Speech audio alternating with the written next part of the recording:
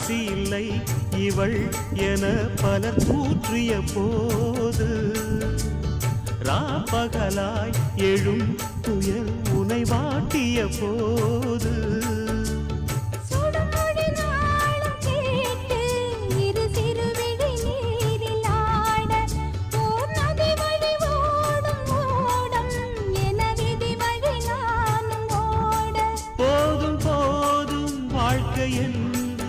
ஏழை மாது எண்ணும் போது நானும் அணைத்திடும் பூமிக்கொரு பாரம் என்று எண்ணி இருந்தேன் முடிக்க யாரும் இன்றி கண்ணி இருந்தேன் சொந்தமின்றி பந்தமின்றி நானும் இருந்தேன் பொட்டு